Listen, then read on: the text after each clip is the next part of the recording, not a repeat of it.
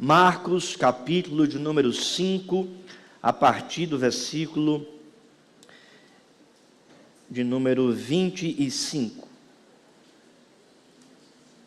Vamos nos colocar de pé para a leitura da palavra de Deus. Marcos, capítulo 5, a partir do versículo de número 25. Assim diz a palavra do Senhor. Aconteceu que certa mulher que havia 12 anos vinha sofrendo de uma hemorragia e muito padecera a mão de vários médicos, tendo despendido tudo quanto possuía, sem contudo nada aproveitar, antes, pelo contrário, indo a pior. Tendo ouvido a fama de Jesus, vindo por trás dele, por entre a multidão, tocou-lhe a veste, porque dizia: se eu apenas lhe tocar as vestes, ficarei curada.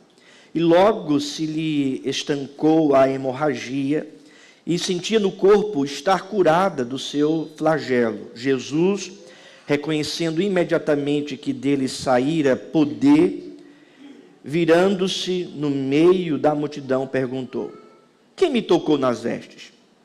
Responderam-lhe seus discípulos: vejo que a multidão te aperta e dizes: quem me tocou? Ele, porém, olhava ao redor para ver quem fizera isto. Então a mulher, atemorizada e tremendo, cônscia do que nela se operara, veio, prostrou-se diante dele e declarou-lhe toda a verdade. E ele lhe disse: filha, a tua fé te salvou, vai-te em paz e fica livre do teu mal. Vamos orar. Pai Santo, nós lemos a tua palavra. Te pedimos, ó Deus, tem misericórdia de nós e fala ao nosso coração. Assim nós te rogamos, em nome de Jesus. Amém. Amém. Podeis sentar, meus irmãos.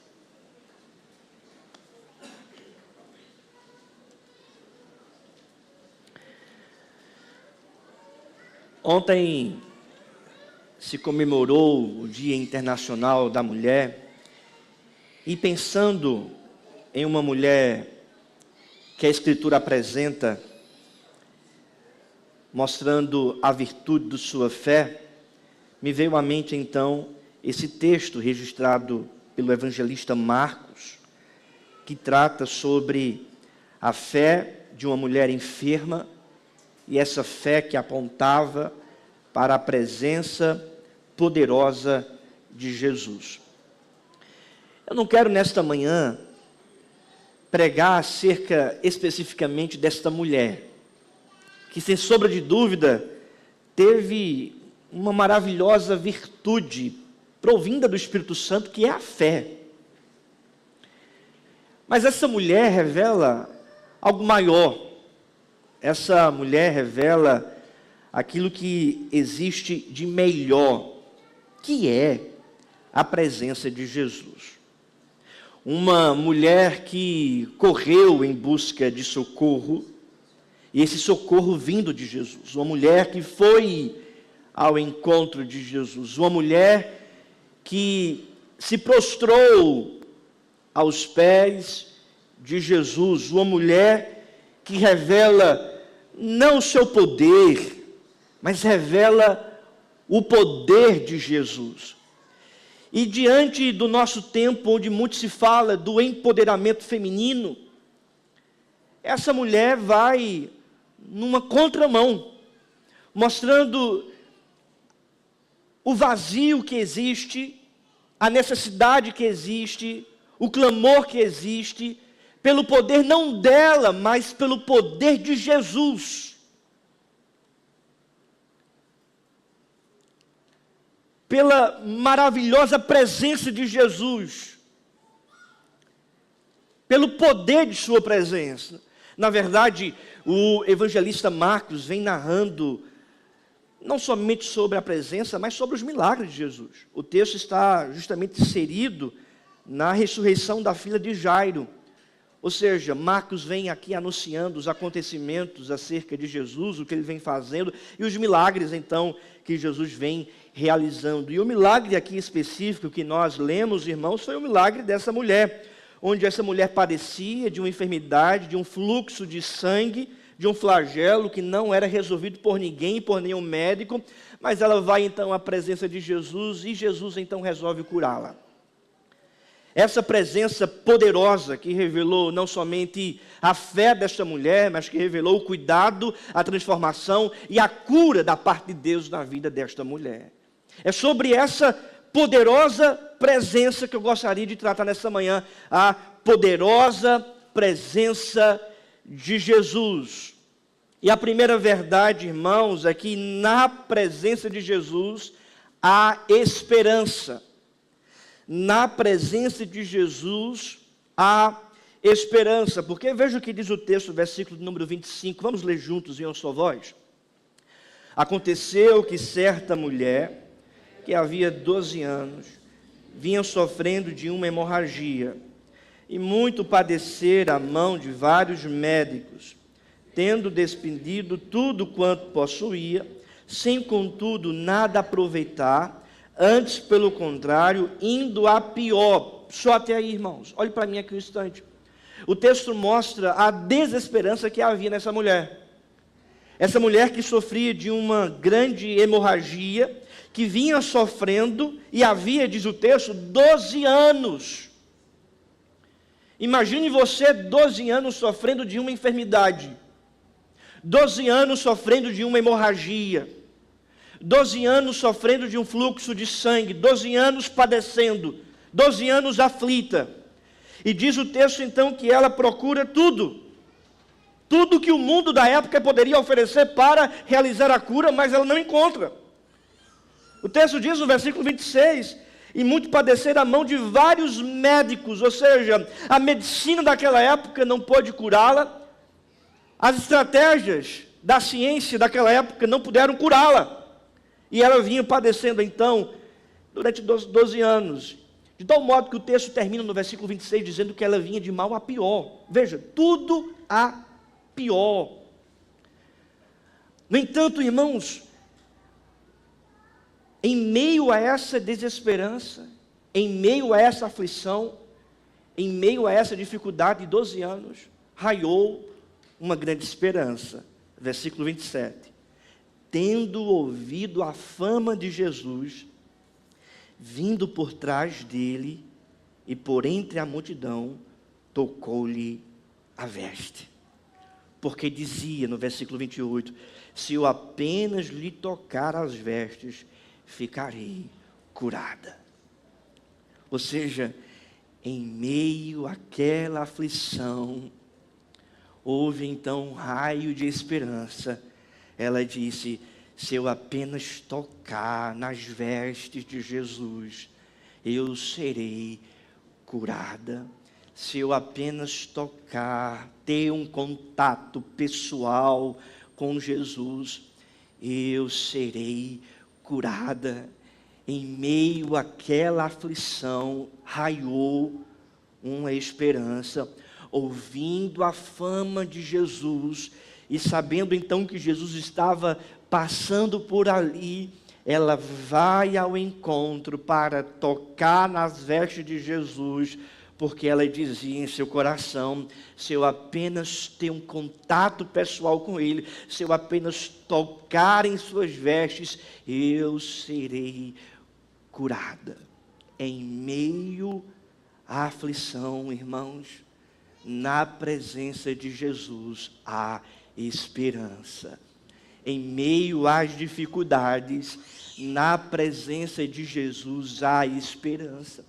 Talvez você chegou aqui, querido, nesta manhã, aflito, aflita, passando talvez por alguma dificuldade há anos, passando por uma aflição há anos, talvez incerta ou incerto com o dia de amanhã, angustiado por alguma adversidade, por algum problema. Talvez você chegou nessa manhã desesperançado ou desesperançada, porque você já procurou ajuda ali, acolá, em situações que a vida pode te dar e não encontrou solução. Mas deixa eu te dizer algo nessa manhã: há esperança na presença de Jesus. As impossibilidades do mundo não é impossibilidade para Cristo. Nele nós podemos ter a esperança de que há intervenção, há cura, há mudança, há transformação, há providência, porque na presença de Jesus, irmãos, tudo pode acontecer.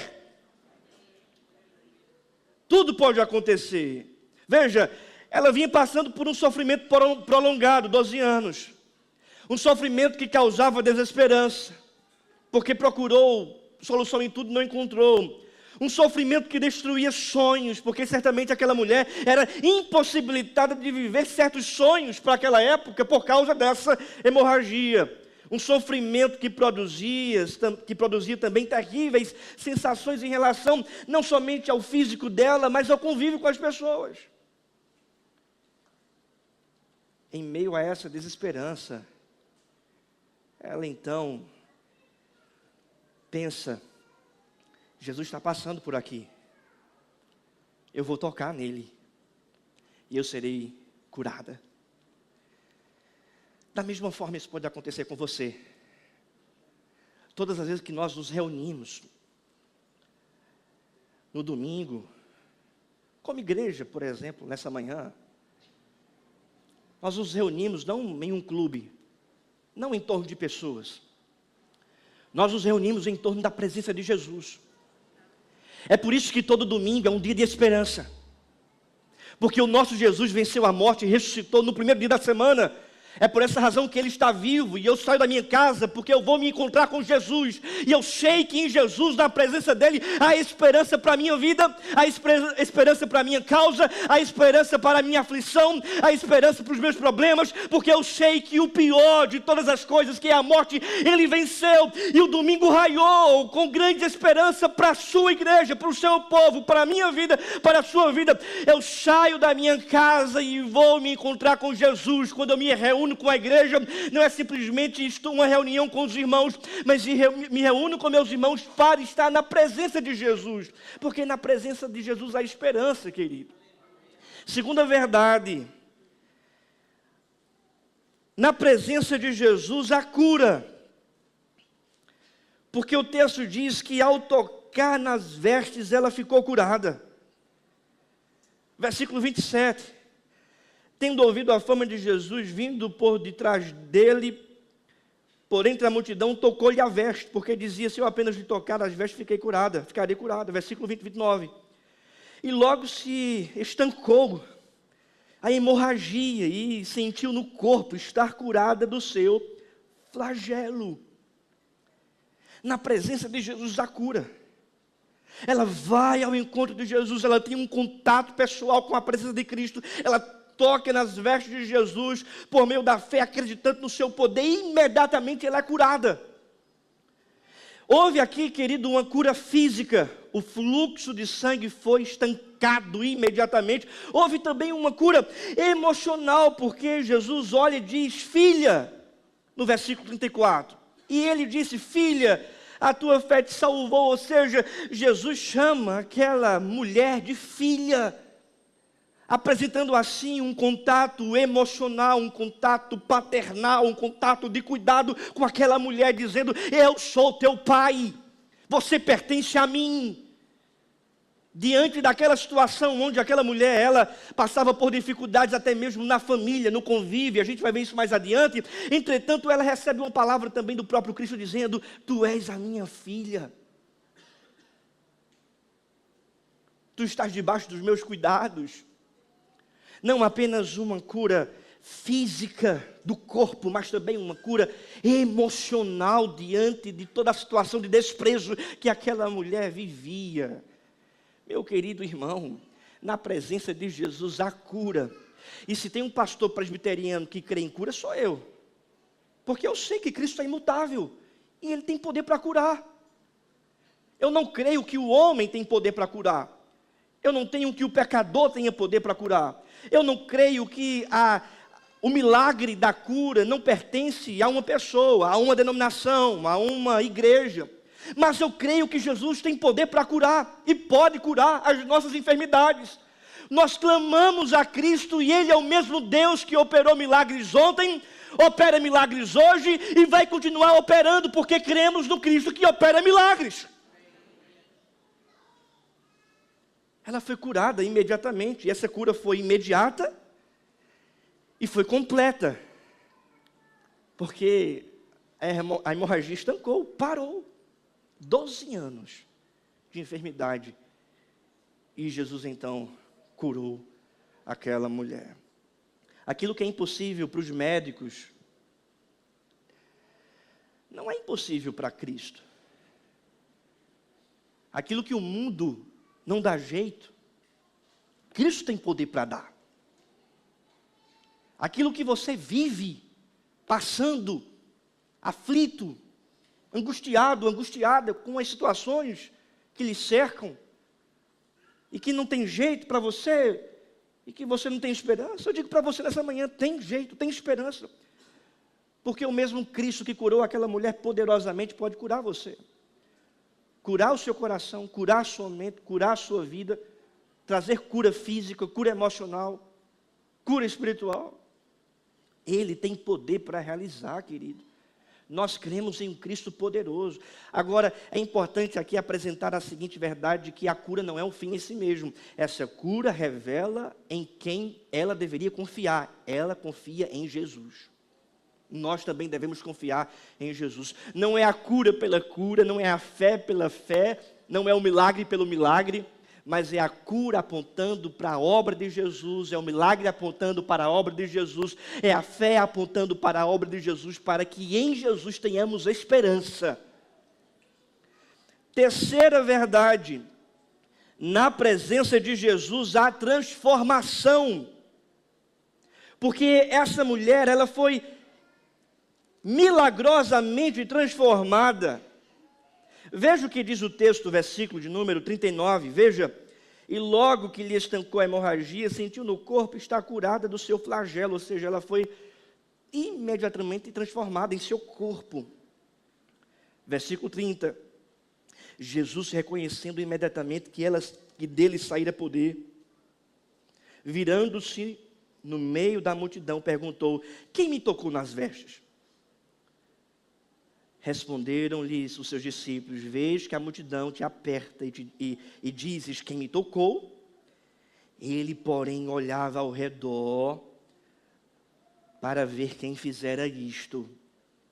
Veja, o próprio Cristo, Ele diz em sua palavra: de mim saiu o poder. Ele olha então para a grande multidão e pergunta: quem foi que me tocou? Então diz a palavra no versículo 33, então a mulher, atemorizada e tremendo, cônscia do que nela se operara, veio, prostrou-se diante dele e declarou toda a verdade. Diante daquela multidão, ela declarou a verdade. Por que Marcos apresenta a multidão? Por que Marcos apresenta a investigação de Jesus olhando para aquela multidão? Por que Marcos está, nesse relato, associando a mulher com Jesus e a multidão? Para justamente apontar para a transformação que aconteceu, que existiu na vida dela. Porque, meus irmãos, aquela hemorragia evidenciava também 3 tipos de segregação, separação. Primeira separação era a separação conjugal. Por causa daquela enfermidade, aquela mulher não poderia casar. Aquela mulher não poderia ter relação sexual, aquela mulher não poderia ter filhos. Aquela mulher não poderia ter família. A segunda segregação é a segregação social. Não poderia relacionar-se com as pessoas, deveria viver confinada no isolamento. diante da lei de Moisés, em Levítico capítulo 15, quando existia certo tipo de enfermidade, a mulher deveria ficar isolada, em uma quarentena, e não se envolver socialmente. A terceira segregação é a religiosa. A mulher não poderia entrar no templo nem na sinagoga para adorar. Então Marcos diz, Jesus olha para a multidão e pergunta, quem me tocou? A mulher tem consciência de que ela não deveria estar ali, que ela deveria estar separada, isolada.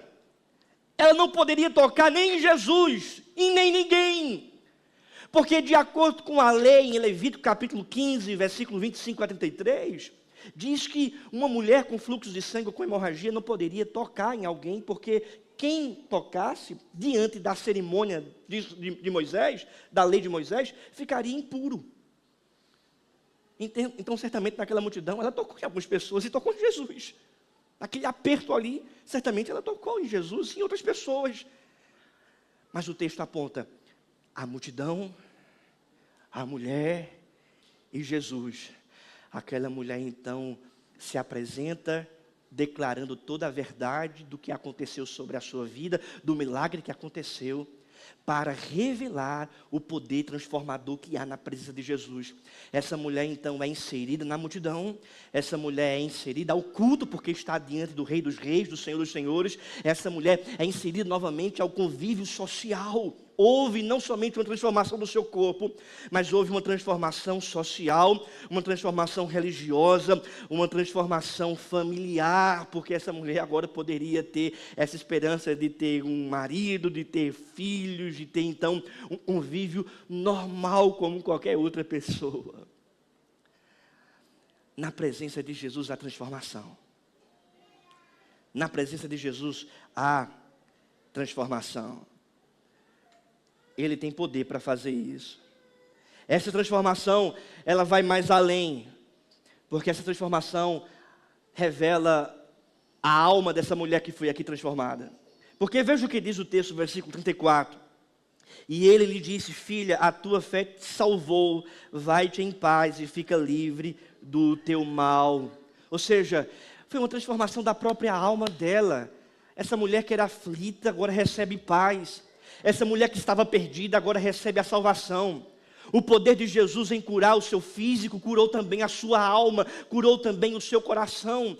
É importante nós atentarmos para isso, porque a transformação, ela não se dá apenas no exterior, no físico, naquilo que é visível. Sobretudo, ela se estende para algo maior. É uma transformação da alma, é uma transformação do coração, é uma transformação de alguém que estava perdido, de uma mulher que estava perdida e agora é encontrada por Jesus, agora é salva pela presença de Jesus, agora recebe a paz de Jesus, recebe a paternidade de Jesus, recebe a cura de alma que vem de Jesus Cristo. Veja, esperança, cura, transformação social, familiar, religiosa, porque ela não é mais impura, ela pode estar agora no templo adorando a Deus, e uma transformação de vida. A fé que ela recebeu da parte do próprio Deus para confiar em Jesus salvou a sua alma, que é o mais importante. Recebeu filiação, adoção. Você agora é minha filha. Você agora é meu filho. E é isso que acontece com a gente. Olhe para mim aqui um instante. Filho, filha, criança. Olhe para mim aqui um instante. Você tem seu pai. Você tem a sua mãe, que cuida de você. Mas existe um pai bem maior. Um pai eterno, criador dos céus e da terra, que mora nos céus. E Ele está cuidando de você. Ele está cuidando do seu papai e da sua mamãe, que são filhos dEle.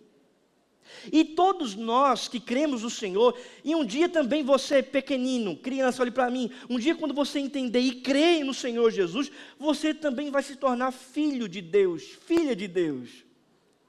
E um dia você vai se encontrar com Ele. Igreja do Senhor, veja, essa transformação que há na presença de Jesus é uma transformação completa, do início ao fim. Ele está conosco, nos transformando dia a dia, segundo a sua imagem, porque Ele já transformou a nossa alma, o nosso coração, e a gente está caminhando cada dia para essa plena transformação. O Cristo que começou uma boa obra em nós de transformação, Ele vai completar. Talvez você passe por algumas dificuldades na sua vida hoje, talvez você tenha passado por algum momento difícil no seu dia a dia, na sua casa, até mesmo no seu físico, uma enfermidade física, uma deficiência, uns problemas acontecendo, e à medida que a gente vai envelhecendo, a gente vai percebendo que essas dificuldades vão aumentando, porque nós somos mortais, estamos caminhando para a morte.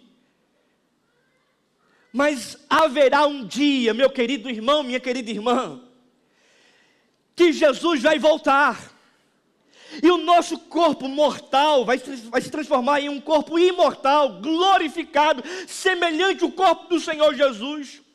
Os mortos ressuscitarão primeiro, os vivos serão arrebatados, estaremos com Ele nos ares para todos sempre. Porque essa transformação é uma transformação completa. Aquele que começou a boa obra, Ele vai completar, Ele vai terminar. Você pode estar passando por dificuldades, mas tenha essa certeza, Ele começou a obra em você, Ele vai terminar. Você pode estar passando por aflição, mas tenha na sua mente essa certeza, Ele começou a boa obra em sua vida, Ele vai terminar. Você pode estar passando por incertezas, mas tenha isso na sua mente, não depende de você, Ele começou essa obra na sua vida, Ele vai terminar. Você pode estar passando por dificuldades extremas, mas tenha essa certeza, Ele começou a obra em sua vida, Ele vai terminar. Na presença de Jesus, a esperança, a cura, a transformação e por fim, a adoração. Porque o texto termina dizendo no versículo número 33: então a mulher, atemorizada e tremendo, cônscia do que nela se operara, veio, prostrou-se diante dele e declarou toda a verdade. O que essa mulher fez? Essa mulher adorou. Ela se ajoelha aos pés de Jesus. Essa adoração, ela foi uma adoração reverente. Porque a palavra aqui, atemorizada no grego, é a mesma palavra para reverência, para honra. Ela honra o Senhor Jesus. Ela se prostra diante do Senhor Jesus. E ela então adora o Senhor Jesus com toda a verdade, não é com mentira. É com verdade, declarando toda a verdade. Foi eu quem toquei em Jesus. Eu fiquei curada pelo poder que saiu de Jesus. Ele me transformou, Ele me curou, Ele me tirou da quarentena e me colocou nessa multidão para que diante da multidão eu pudesse ser inserida novamente, integrada novamente. Ele resgatou a minha vida, a minha história, foi Ele quem fez tudo. De que modo nós devemos adorar? Declarando a verdade. E a verdade, portanto, é esta, de que foi Jesus que fez tudo por nós. Foi Ele quem nos resgatou, foi Ele quem nos redimiu, foi Ele quem nos sarou, foi Ele quem nos transformou, foi Ele quem fez tudo em nossa vida. Declaramos toda a verdade quando nós adoramos a Deus em reverência. Quando nós estamos aqui adorando, nós estamos declarando a verdade de quem Deus é na nossa vida, do que Jesus fez por nós. A nossa adoração não deve ser mentirosa. Não deve ser mentirosa. A nossa adoração deve ser o quê? Verdadeira. Ela não poderia dizer: ah, foi eu que recebi a cura por mim mesma. Por uma atitude apenas minha. Essa mulher não é o centro da atenção e não é a personagem principal da história. A personagem principal da história se chama Jesus Cristo. Ela declarou toda a verdade. E nós podemos até perguntar: quem é a verdade? Quem é a verdade? A verdade tem nome. e se chama Jesus. Ela declarou Jesus. Ela adorou o Senhor Jesus. Qual é, querido, a nossa finalidade nessa terra? É a cura? Não. É a transformação? Também não. É a esperança pela esperança? Não. A finalidade da nossa vida nessa terra e na porvir é a adoração a Deus. Somos chamados para adorar a Deus.